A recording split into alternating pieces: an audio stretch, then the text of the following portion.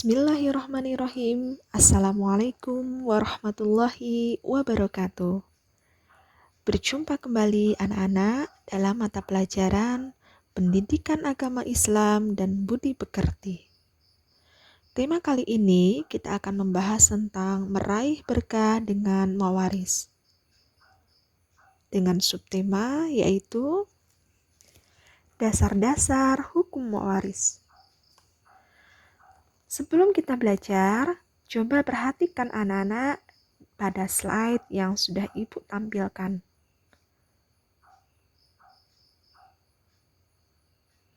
Baik anak-anak, pada pertemuan kali ini, tujuan pembelajaran yang harus diingat oleh anak-anak setelah pembelajaran yaitu siswa dapat menjelaskan ketentuan waris dalam Islam. Siswa dapat menjelaskan dalil-dalil tentang ketentuan waris dalam Islam. Siswa dapat mengidentifikasi ketentuan-ketentuan waris dalam Islam. Siswa dapat mengidentifikasikan hikmah dan manfaat ketentuan waris dalam Islam. Siswa dapat menjelaskan hikmah dan manfaat ketentuan waris dalam Islam. Siswa dapat menganalisis ketentuan-ketentuan waris dalam Islam. Siswa dapat mengevaluasi dan menganalisis ketentuan waris dalam Islam dan hikmah dan manfaat ketentuan waris dalam Islam.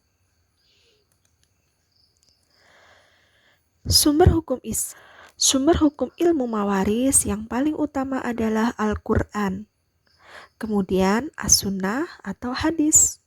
Dan setelah itu ijma para ulama serta sebagian kecil hasil ijtihad para mujtahid. Al-Quran dalam Islam saling mewarisi di antara kaum muslimin hukumnya adalah wajib berdasarkan Al-Quran dan hadis Rasulullah SAW. Banyak ayat Al-Quran yang mengisyaratkan tentang ketentuan pembagian harta warisan. Di antaranya adalah Surat An-Nisa ayat 7. Simak baik-baik anak-anak. A'udzu billahi minasy syaithanir rajim. Bismillahirrahmanirrahim. Lirrijali nasibum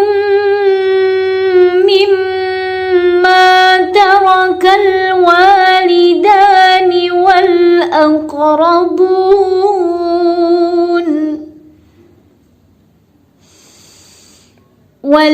والأقربون وللنساء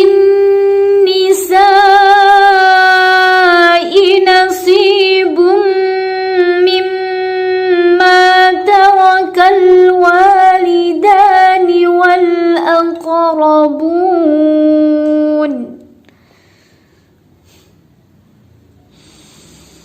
مما ترك الوالدان والأقربون مما قل منه أو كثر نصيبا مفروضا. Artinya, bagi orang laki-laki ada hak bagian dari harta peninggalan ibu bapak dan kerabatnya. Dan bagi orang wanita ada hak bagian pula dan dari harta peninggalan ibu bapak dan kerabatnya. Baik sedikit atau banyak menurut bagian yang telah ditetapkan.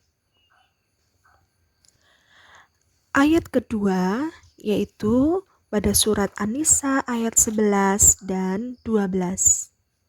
Disimak baik-baik ya. A'udzu billahi minasy syaithanir rajim. Bismillahirrahmanirrahim. Yusikumullah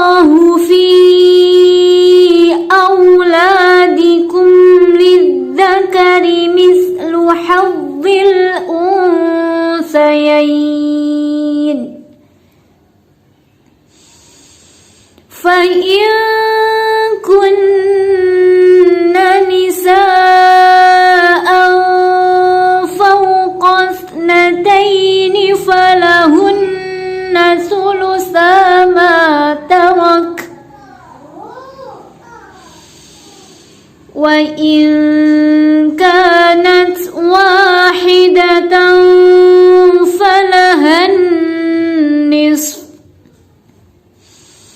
ولأبويه لكل واحد منهما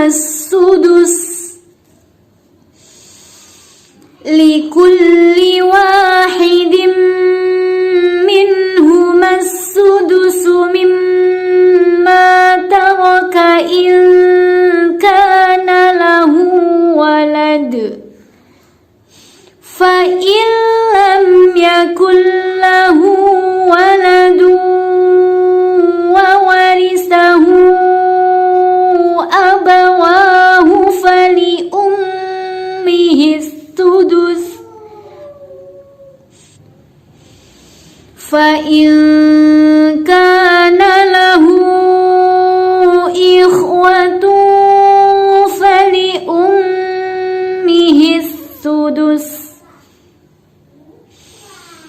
فلأمه السدس من بعد وصية يوصي بها أو دين.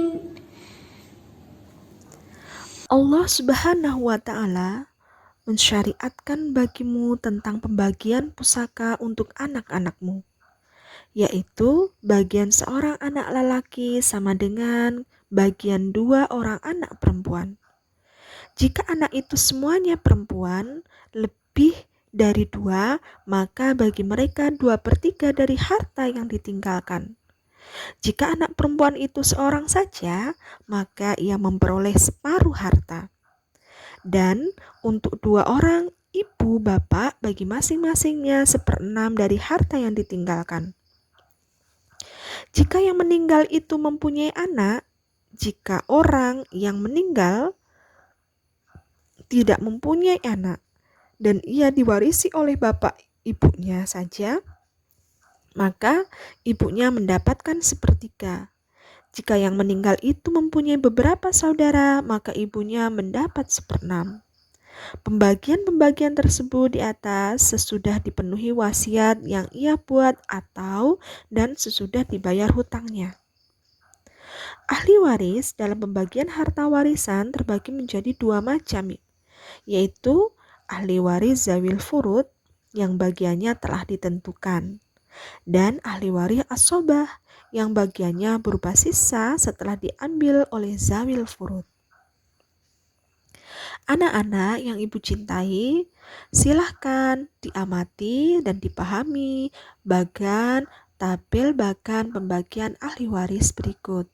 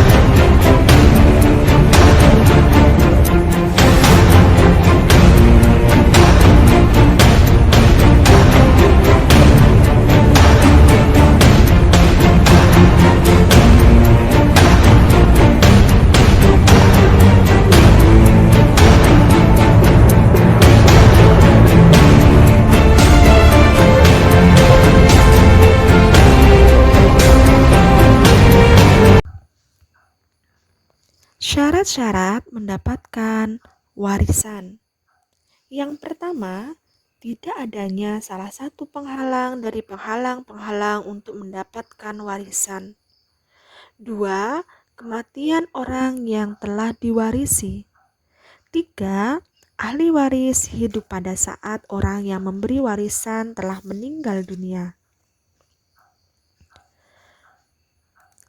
Sebab-sebab menerima harta warisan.